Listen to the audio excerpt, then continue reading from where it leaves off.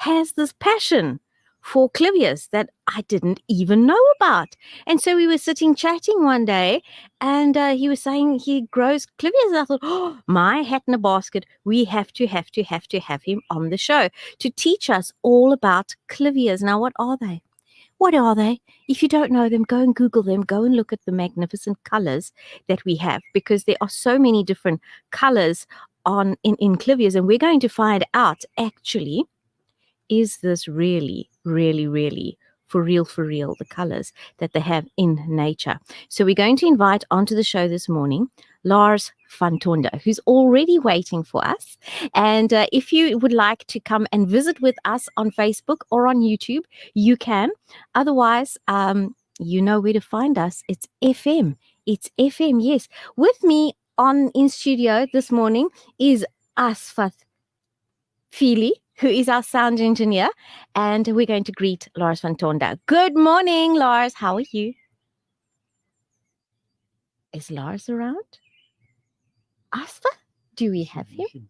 Yes, it seems like we have a little bit of a technical problem. Please bear with us. We will be with you in just a moment with Lars on the line. In the meantime, I would invite you also, let us know, what do you think are some of the health benefits of potatoes? Let us know in the meantime whilst we wait. Oh, we've got Lars online talking about clivias. Good morning. How are you? Oh, it looks like we have a delay on the system. Asfath, what a pity. Well, while we get that on the line.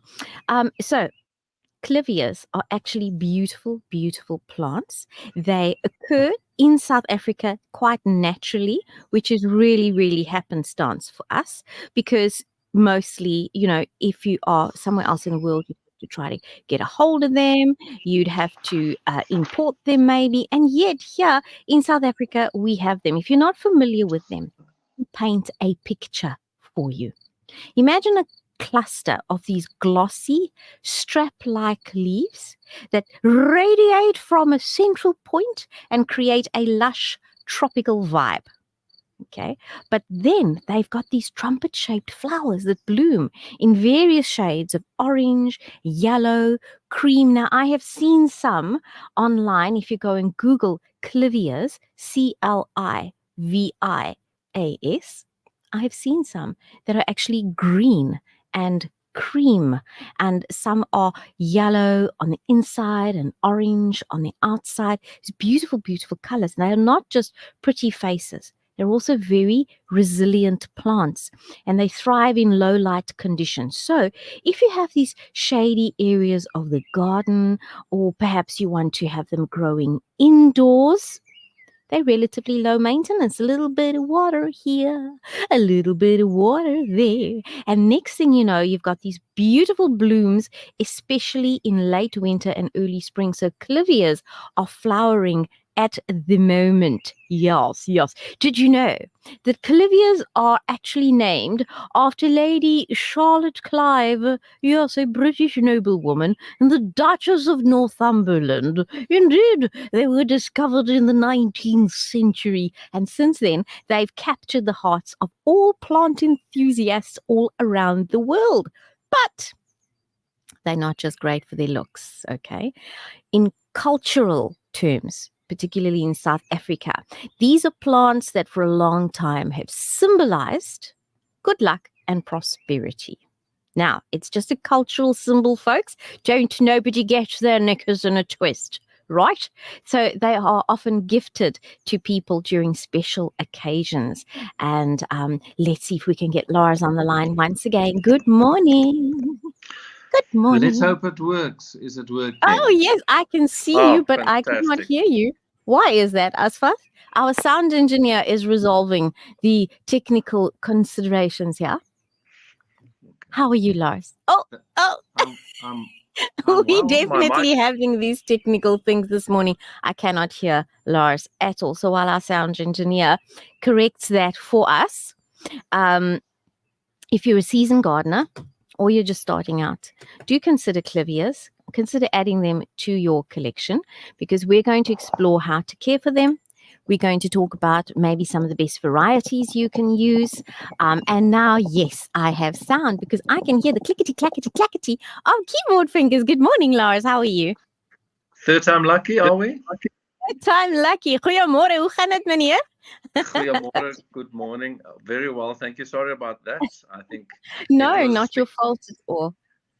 It's our crispy morning in Gauteng that caused this, I think. I think yes. We're very fortunate down in Durban that we don't have that freezing cold weather that you guys go through up there. I mean, a little shirt over a shirt and we're good to go.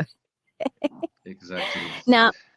Now you are so busy during the day, and for the listener at home, I've known Lars now probably about 15, 16 years now approximately, and I did not know that you actually grow clivias. So tell us, how did you get started growing them, and how long have you been growing them?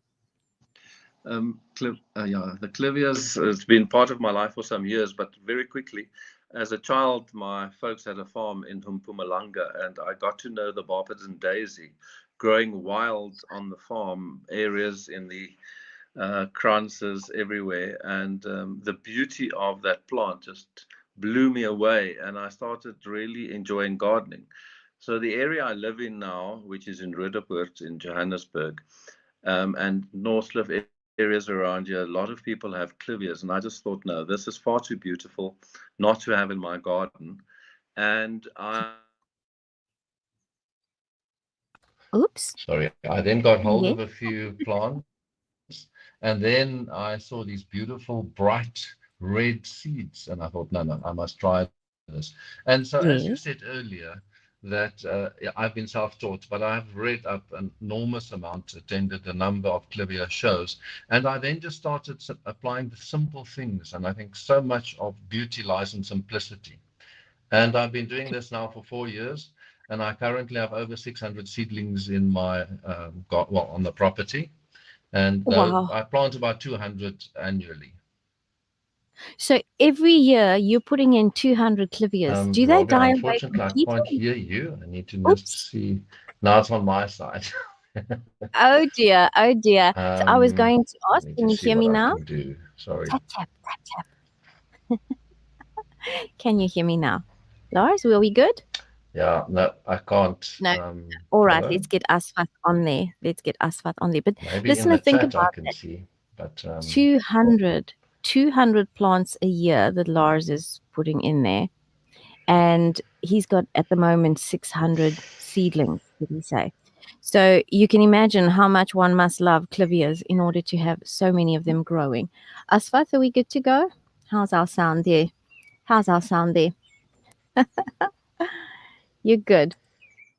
Okay. So let's just give that a try. Sorry for the technical issues this morning, folks. We are dialing in by video, and so you can watch us on Facebook as well as YouTube. And sometimes that presents us with some technical logistics over here. But yes, we are live again with Lars. So, Lars, are we good to go? You can hear me? We okay? No, we're not. Okay, that's a pity. Sorry, Okay. maybe. No, nothing. Okay, I can hear you though, but you can't hear me, so that doesn't really help. Okay, so clivias are the kind of plants, if you imagine agapanthus, if you've ever seen agapanthus, now these are two completely different plants, but think of what is an agapanthus. It's got these long shiny leaves, and then there is a long stalk, and there's this purple flowers that all come off of a central place, almost like a pom-pom of purple, and that pom-pom of purple is these agapanthus, and agapanthus grow in full sun. Now, clivia for me always reminds me, quite sacrilegiously, of a clivia, because the clivias and the agapanthus for me kind of they are both low growing plants with these bright green leaves, these long kind of leaves that fall open from the center. And then, of course, the difference being that with clivias, you've got these trumpet-shaped flowers, and they are obviously different colors. We're still trying to get hold of Lars once again. And in the meantime, I would welcome you to let me know on our WhatsApp number. Let us know what you think of clivias. Have you grown them? Do you know clivias? Have you tried to grow clivias at all? And what has been your success like? Let us know. Let us know. You have our WhatsApp number. We're going to try Lars once again. Good morning. Are you back with us? No, we're definitely. Oh, there we go. I can still hear him, but he can't hear us. So, folks, that let me move on. I'm going to actually start talking a little bit about the potatoes whilst we get Lars back on the line. Now, what are some of the health benefits of potatoes? I have to jump into this whilst we wait for Lars to get back on the line. So, first of all, potatoes are good eaten. Yes, they are. They're good eaten. And why? Because they're actually quite high in vitamin C and they do have a nice amount of fiber for us. But the fiber that they give us also, unfortunately, comes with a very high amount of carbohydrates, which, if you are watching your figure, might not be the very, very best thing. Okay, so potatoes are great in terms of the anti-aging benefits that they have. Asfat, there is quite a noise in the background. If you could help me with that, please. Sorry, our sound engineer, as you can hear this morning, it is chaos. It is chaos in studios. But we are fixing it for you. What is the anti-aging properties of potatoes? Well, firstly, they do contain fiber, yes, but did you know that potato juice is actually great for those dark circles beneath your eyes? Yes. Did you know that they actually are great for dark skin? Yes, they are great for dark skin. And did you know, so if you have those dark under eyes, okay, dark under eyes, you can put your potato juice on there to lighten the skin. If you have hyperpigmentation and you're wanting to lighten the skin there, you can as well. You can use this on your neck, the décolletage, the face, and it is anti-aging, it is brightening, it is moisturizing, it deals with dark circles, and of course, as we said, differences in pigmentation. So sometimes we just go into the sun and we get those dark patches. Okay, to get rid of those, you can apply a little bit of potato juice. Yep. Now, something I did not know about potatoes and I found out this week is that potatoes are at risk.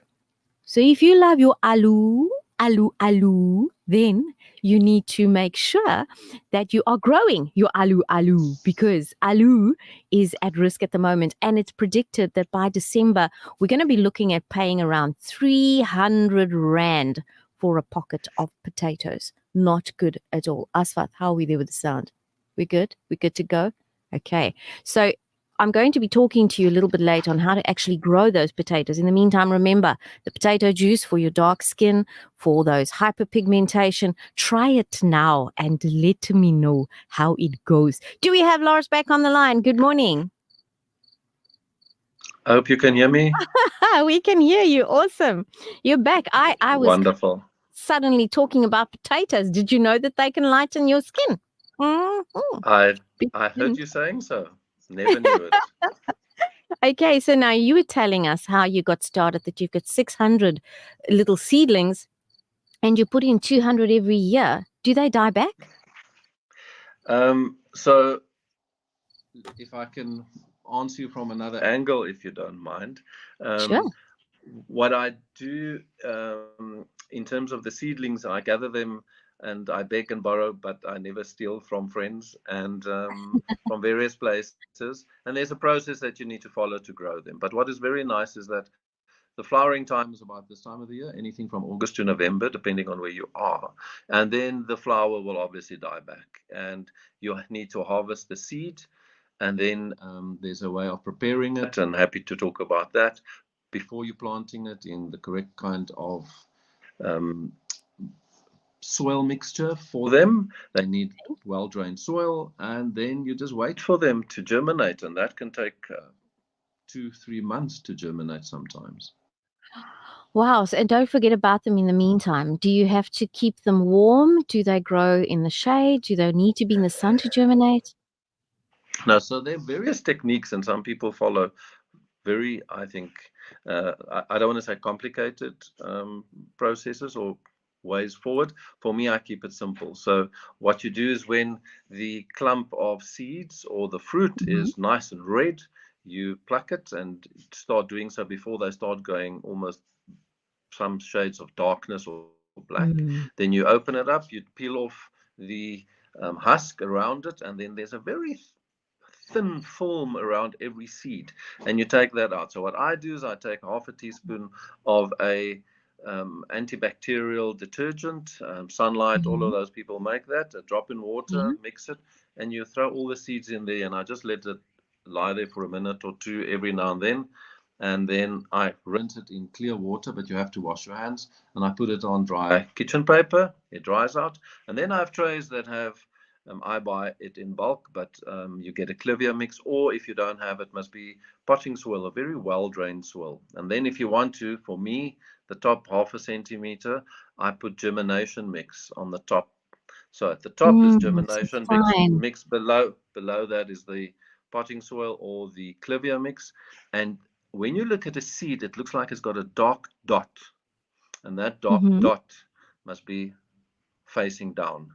And the facing down part is where the root will then enter in. And so from there, all I do is it must be dappled shade. So mine gets shade, a little bit of sun in the morning, but I put 50% netting, the netting that you get just over trays. So you get any kind of tray, but I used to buy the trays that they pick the grapes in the vineyards, and I put the mix in Yes. there so it drains naturally. I put the Yeah. cloth over it, the shade cloth over it, and I water it once a week. And then, Rabia, from there, it is just so easy. You let it grow for months and months. I normally then let it grow for a year in those trays. And from there, Mm-hmm. I plant it over in 5 liter bags, which I then only have the Clivia mix. But you can take any potting soil, any of that, and you just leave it. And that's the most wonderful thing. So if you're lucky with it, will flower in the 4th year. And as I say, after 1 year, into a bag, and then I leave it for 3 more years, and then I hand out to my friends. I don't sell it. I just give it back to people where I got seeds from, and that, in short, is the germination story. So And you've then taken those little seeds. Now sometimes the birds get to them. Would you cover them up maybe with some netting when the fruit is growing? No. no, it becomes quite tricky to do so. And I'm very fortunate, perhaps, that I don't have a problem with the birds. You have one problem with clivias, and that's a horrible worm that often from September to January. It's a dark colored worm. It's about 4 centimeters long, and it's got light stripes on it. And for the life of me, I can't remember the name. But Mm-hmm. that horrible little thing, its eggs are laid by a butterfly on the leaves, and then they start tunneling from the leaves. So if you see thin Oh, little lines in your leaves, it's crisis time, and you have to spray. I what do you use for use the spray? I use a product called Complete, Okay. but I'll Google it and maybe let you know, and you can let Yes. people So, know later. But oops, after we a are few we're cutting off. I'm merchant going to take a message products, and the take a message from one of our I listeners in the get from a meantime. friend of mine who's Okay. I'm not sure how to. for them it's So I'm just going to take a quick message from a listener, Razia Khan. Of course, Razia Khan. Salams, walaikum salam. Rabia, a flowery spring day to you and the listeners. you Go out, walk on Mother Earth barefoot, smell the flowers and the fresh air, and enjoy spring day. Yes, and a wonderful spring day to everybody this morning. We have questions on the actual clivias to repeat the process of planting the seeds. So, as Lars had said, what you're going to do is you're going to harvest that little fruit pod that is nice and ripe, and you're going to remove the outer layer, and around the seed there is a little skin. You're going to take that skin off. And then the other important tip you gave us, Lars, was to put that seed into the ground with that little dot that's on the seed facing down, because that's where the root's going to come out of. Can you hear us? Or how are we doing with sound? You there? No. So the seeds I basically can also hear go you. Can into you a hear me? fine seed germination mix. Now, germination mix is a lot finer normally than your other potting soil, or even your clivia mix, which is a mix of potting soil and sometimes perlite to keep it kind of very aerated, and sometimes there's vermiculite in it. So the reason why Lars is putting the seeds into germination mix, of course, is because the germination mix is a lot finer. So we can hear you again. Can you hear us? This seems to be a constant today with our sound. Are you there? If you have any questions, dear listener, you can WhatsApp our studio line on 060 904 1056. 060 904 1056. So you've taken us through the growing of the clivias. Now, you said, how long does it take them to establish themselves? How long does it take the plant to establish itself? Rabia, they can take 4 years to flower. Wow. I just want to check if you can hear me. Yes, I can hear you. Okay, yeah. So my process is easy. Thank you for describing the process of taking the seed and growing them. But from there, once I've planted them in my seedling trays, I keep them there, and it's quite high. Let me just say, I use those big trays, and so below the seed, I have at least 20 centimeters in height, because the roots go far down. After 1 year, I Yeah. plant it in 5-liter bags, and then I keep it there for another 3 years. So it's about 4 years from germination before you Till the time that to you see actually some get the flowers. flowers.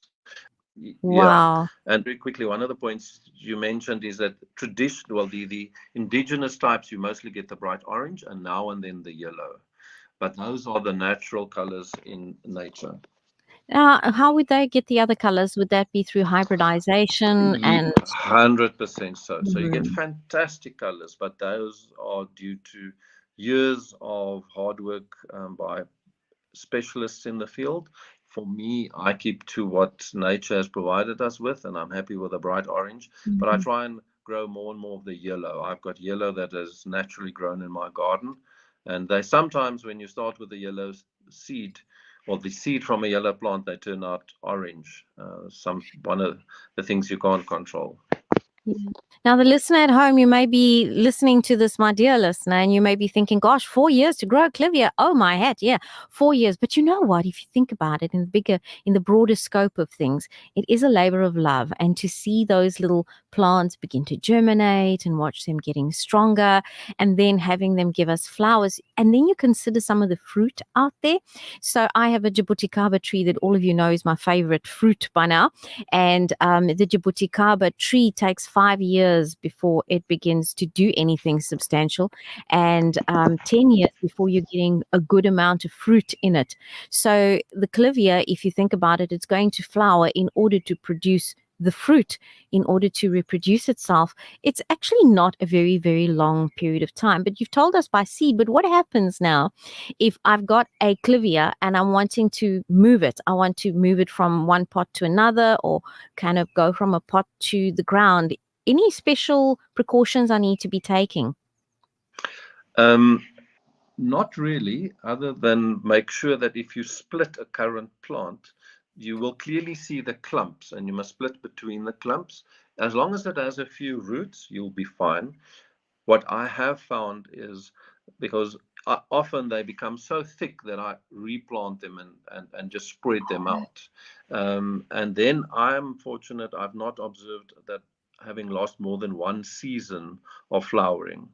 So Mhm. the season directly after replanting, you may not end up with flowers. Sometimes you do, but maximum one season you may lose. But once it goes into the flowering circle, it will continue, perhaps 1 year to be lost when you replant. Now, I know normally during flowering season, when I'm wanting plants to flower, I go with a higher phosphorus. So in NPK, I use a higher phosphorus. The P is higher than the other. So if you're out there looking for fertilizers and you're thinking, what is this NPK story? Remember, N is your nitrogen, P is your phosphorus, and K is your potassium. So you can use a higher P for your plants and in that flowering season. But is there anything that you do to keep your plants healthy generally, Lars? Um, to add to your point, exactly, I do. I feed them in summer. I start off in the first while of summer. I feed them 232. And as I get closer to winter, I move over to 315, but I do it basically once each. The 315 will add to the really robust flowering. 232 good for the general health of the plant. And what I do, and just to come back, is that lily borer, that is this horrible borer that you get, that will destroy 200 plants within a week. It is Oh my. absolutely, it is phenomenally bad, and you need to look. And I've just thought, maybe just in general terms for people listening in, you could buy various products. One of them is Ripcord, Mhm. Protex, and as long as it is worm-based control, and you So, spray it over, and that mhm. would really prevent them causing damage. So I found an organic treatment that works very well for the lily borers as well as for the weavers, the leaf weavers, because it's similarly what it does is it creates this little line within the leaf. Yes, And for the listeners out there, if you'd like that recipe, that is neem oil. It's organic. So you buy yourself some neem oil. You'll take 2 tablespoons of neem oil. You'll take 2 tablespoons of dishwash liquid, and then you're going to take 2 liters of water. Shake it all up, and then just watch that water and count to 10. If within the count of 10 you're seeing oil bubbles float to the surface, you need a little bit more dishwash liquid, so you're going to add in another tablespoon. It depends on how hard your water is, on how strong your neem oil is. And once it's ready, you can use that neem oil spray for your lily borers, for your leaf weavers, for all sorts of bugs and fungi and things like that. So there's a recipe for you. I think we need to take an ad break with all these technical issues. We've completely forgotten to do the necessary. So we're going to do the necessaries and come straight back to you, Lars, after the break.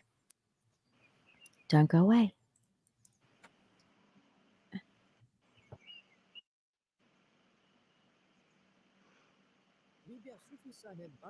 Darbar, Riverside, Durban, Kenville, and the Sufi Sahib family invites you and your family to the 132nd Urus Sharif of Hazrat Sheikh Ahmed Bashapir Rahmatullahi Ta'ala Alayh from the 29th August 2024 to the 1st of September 2024. Sunday, 1st September 2024, Maulud and Nabi Sallallahu Alaihi Wasallam will be at the HSBP Darbar, Kenville at 10:30 a.m. Langar lunch will be served, special accommodation for ladies. Join the Al Ansar Cancer Support Group at the Orient Islamic School Fun Day, taking place on Saturday, 7 September 2024 from 9 a.m. to 4 p.m. Visit our store where you can pick up lovely items on sale and support our cause to help, inform and uplift those with cancer. Remember, Saturday, 7 September at Orient Islamic School. See you there. We are back with Green Thumbs Up, and I am RABIA CARVALHO. We're talking to Lars van Tonte this morning on our Clivia show as we speak about how to grow clivias and how to propagate them. Interesting thing you mentioned, Lars, was when you are potting out your clivias, you could actually then subdivide them to propagate them, to make more of them. So they are clumped up and you're going to cut in the middle as long as you're getting leaves. Could you cut them more than in 2, or as long as you could subdivide them?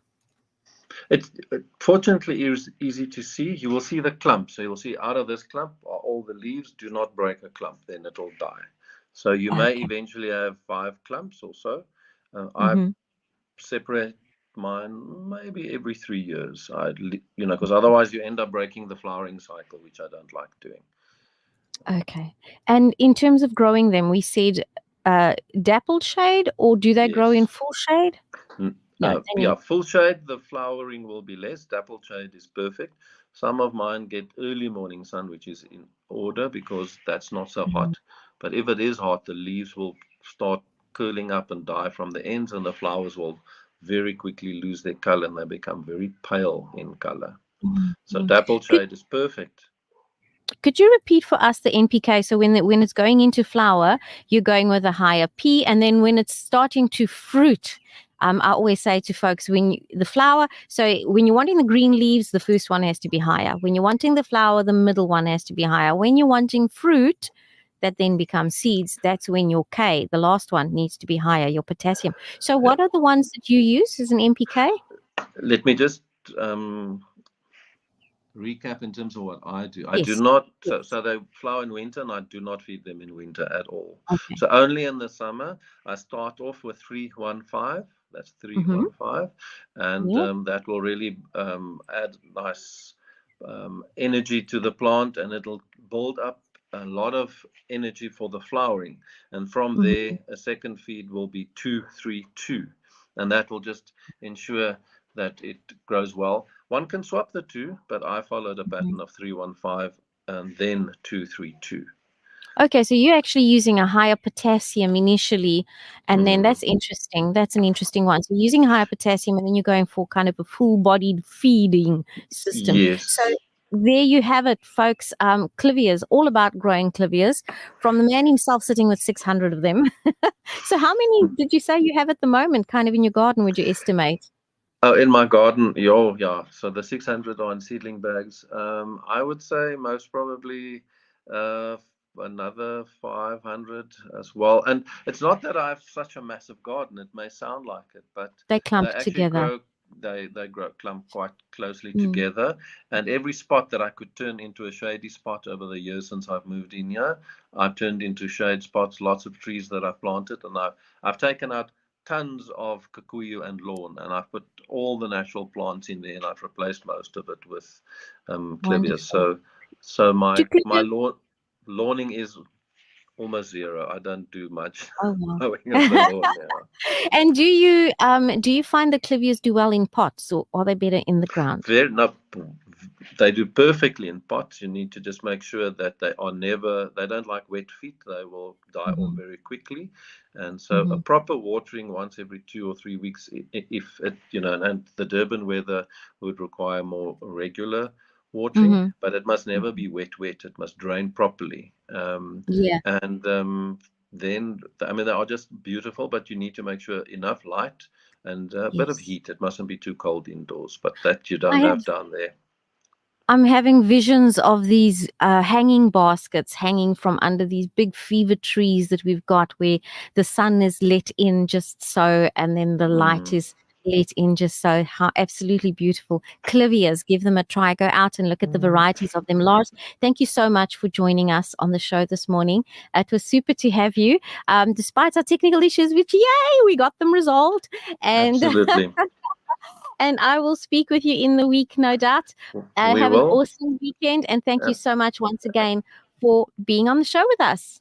And thanks for having me. I really appreciate it. Have a lovely day to all Thank you. listeners and yourself. Very much. Thank you. Okay. Thank you. Bye-bye. So here we have Tahira Lockhart, who has messaged us on WhatsApp, and she says, Salam, Sister Rabia.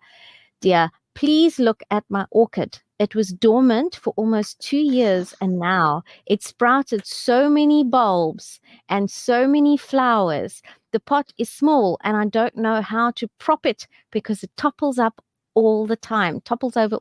Please help.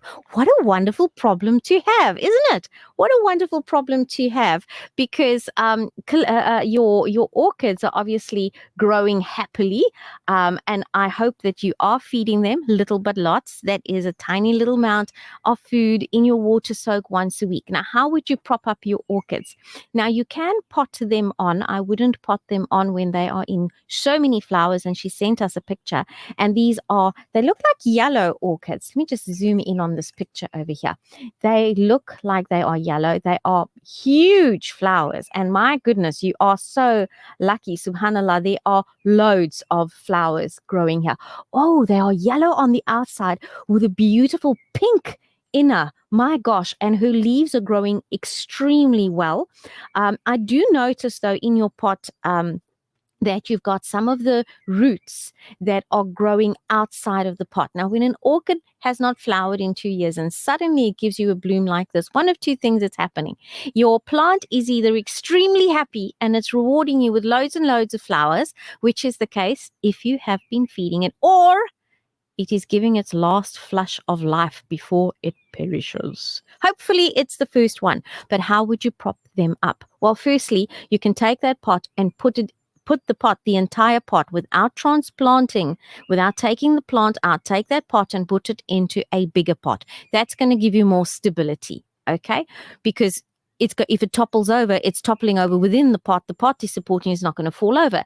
And then, of course, you want to get your sticks. You want to basically you want to tie them up so that these flowers are upright. So you want to stake your orchids, essentially. Now, you can use florist wire. There is quite a fine florist wire. You're wanting something a little bit sturdier, and you can actually then support them. And you know what I find is useful for supporting these orchid flowers is if you head over to the 2 Rand store nearest to you, whichever one is the cheapest, and you get those little hair clips for kiddies. You know, the little plastic ones that I call them crocodiles, because you grab onto them, or butterflies grab onto the wings and they like open up their teeth and then they clamp on again. You can go ahead and use those to support that stem, that flower stem along there. Wow, she sent us another picture, and it's not just the one orchid. So clearly you're doing something right with your orchids. She's got another beautiful orchid, and these are Phalaenopsis orchids. Phalaenopsis orchids actually are in flower at the moment as well, and the dendrobiums are coming into flower. The Phalaenopsis are the ones that you get from the corner store, and you can buy those and give them away to friends and family. So this is what you've got. I hope that answers your question, Sister Tahira. I want to talk a little bit now about those potatoes. If you have any messages, any questions you have in your plants and your flowers, by all means, to WhatsApp us 0609041056. If you'd like to phone in actually and have a word about some of your plants, please do so. 0861 904 904. We've got another 10 minutes left on the clock for the show. So in the meantime, if you'd like to give us a call, please go ahead and do that. Now, I did say that there is a thing going on with potatoes. Now, when I spot these things and I say to my followers and I say to my friends and I say to my group members, listen, folks, the milk price is going to go up. We have it on good authority that it's going to go up. If we say the oil is going to go up, remember we said the oil was going to go up and you're going to be paying like 300 Rand for 5 litre. And yes, that's exactly what happened. The same thing with olive oil. Olive oil prices are exorbitant at the moment. Now, let me tell you, potato prices are going to go through the roof. Now, I'm not a conspiracy theorist. Is it a conspiracy? Is it if it's true? That's the question. That is why I say I'm not a conspiracy theorist. But the truth of the matter is that the price of potatoes is going to skyrocket up into the sky. So you want to get your potatoes into the ground. And in 60 days, you could have baby potatoes that you're harvesting. In 3 months to 4 months, you could have full-grown, big potatoes that you can harvest. And you don't need to have a garden with soil in the ground in order to actually grow your patatas. No, you don't. All you need is a sunny position. You can grow them in bags, or you can grow them in the soil. You can grow them from seeds, potato seeds. If you're getting seeds, try to get heirloom seeds, or you can grow them from potatoes that have bolted. So when you look in your vegetable rack, sometimes you get potatoes that have started to throw little roots out, and you think, oh, what's happening there? And next thing you know, you've forgotten about them and they've already got leaves on. Yeah, you can use those as well. So what you're wanting is to get plenty of compost. Well-rotted compost and potting soil. And you're going to put those, if you're planting them in a bag, in the bag, make sure there's drainage at the bottom. So if you're sitting the bag directly on the cement floor, for instance, on concrete, it's not going to drain. Okay, so you're going to want to put some stones at the bottom of that bag so that it drains. And then you're going to add in your soil and compost mix. About half and half is absolutely great. And then you can put your potatoes in. put in about 20 centimeters at the very most of soil of your mix, and then put in your potatoes and then cover that. Within about 4 weeks, you will find that there are leaves. Gooi more soil over that. So gooi het sommer over, because you're wanting to have the potatoes growing up in layers. Okay, and 4 weeks after that, you can throw it again, and you're throwing ground over, and you're thinking, Robbie, am I throwing ground over the leaves? Yes, you are, because potatoes will then just keep multiplying up and up and up that bag. Now, what you could have done when you started planting this was to cut a square. So you cut 3 sides of a square off from your bag, and you can stitch it onto the bag. That's how you make your own home potato bag. And when it comes time to harvest, what do? You remove the string, and that little flap, you put your hand in there and pull your potatoes out, and there you go. Now you can plant them in trenches as well. And if you're going to plant them in trenches, you plant them in 10 centimeters deep, 30 centimeters apart in your trenches. They should be about 15 centimeters deep. Remember, you don't want a lot of soil underneath because you're wanting to build it up. And if you're digging more than one trench, you can go about 45 to 60 centimeters apart. This will make sure that your plants get enough sunlight. We do need sunlight because potatoes need sunlight for those leaves to grow. So they're going to need a lot of nitrogen initially. So with the NPK, you want something that is balanced initially. You can go 1-1-1, you can go 2-2-2, or you want something that is higher in a nitrogen. So maybe a 3-2-2 if you wanted to. Now, potatoes are going to start showing themselves above the ground after about 2 weeks. If you're in the trenches, 2 weeks later, they're going to grow out of the ground. And as soon as those sprouts are reaching about 25 centimeters, you can draw the soil up around them and fill it in with more soil to cover up the stems. Okay, the important thing is to cover up the stems. That means that when you have these stems that are sticking out of the ground, why are we throwing more soil in there? Why are we covering up the stems? Because the potatoes are growing up from the stems. So the more you are able to get soil onto the stems at frequent intervals, the more potatoes you're going to have. All you do is continue to water the plants regularly. Ensure that the plant is damp but not waterlogged. Again, does not like wet feet. Okay. When the potatoes start to grow, now you've already, after 2 weeks, you've added some soil. After another 2 weeks, you've added some soil. If it's in a bag, you may need to wait 4 weeks for that amount of growth. But have a look at your plants. If you can see the stems, you can throw some more soil in. And now you're ready to have the potatoes. Get yourself a 315 fertilizer. And that's what you do with your potatoes. Next thing you know you're going to be planting potatoes and you're going to be harvesting potatoes. When you're growing them in the containers, I always say a Woolies bag is a great one. A 50 centimeter deep bag is important, at least 50 centimeters. You don't want to grow them too shallow. Why? Because potatoes get big. Right? You've seen some of those potatoes that get really, really big. And if you growing them and you've got the stem and you're throwing in more soil, you're going to have more and more potatoes. So try not to use many old tires, although you can grow them in old tires, stack 2 or 3 up, and that's enough. And then you can pull the tire off when you're wanting to harvest your potatoes.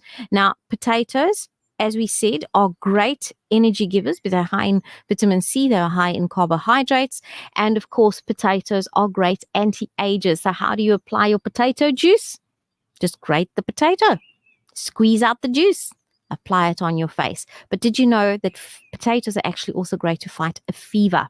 So when the kiddies have a fever, and we tend to want to put a wet, a damp, cold cloth on their forehead, well, put some potatoes on their forehead and then put the fabric down. That actually draws out the temperature. It's not just an old wives' tale. You can put it on the forehead. For the elderly patients, we've done it on the forehead and the feet, and it actually draws out those very, very hard to break fevers. You're slicing the potato finely. You do not have to peel it. Just wash it, slice it finely, apply it to the forehead, apply it to the feet, and draw out that fever. If you're wanting to boost the anti-aging properties of the potato, then mix your potato in with some castor oil. And there you go. You have wonderful anti-aging properties of potato. toes there for you. It has been a super duper show with you. I've really enjoyed my time with you. Jazakallah for staying with me in this time. And I hope you'll give Clivia's a chance. Until next week, it is Spring Day, and it is actually today a year since we've started the Green Thumbs Up show. So keep your scanners peeled, keep your eyes open, because very soon, give it another month or two after the Diamond Walk, we are going to be having a super duper duper celebration with another Nature's Market Day, which will be coming up bigger and better than before. So to all of you, thank you for spending time with us for the year. And until we meet you next week, from me, Rabia, keep it easy, keep it breezy, and remember, it is a beautiful day to be happy. Green Thumbs Up is going to see you again next week. If you have any questions, you can always WhatsApp them to me during the week on 078 456 5125. You can also find me on the social medias. We do a lot of natural healing therapies, and you can find me on Life Coach Rabia. Life Coach Rabia, Google me and you will find me there. You can contact me through that. So from me until next week, it is Assalamu alaikum wa rahmatullahi wa barakatuh.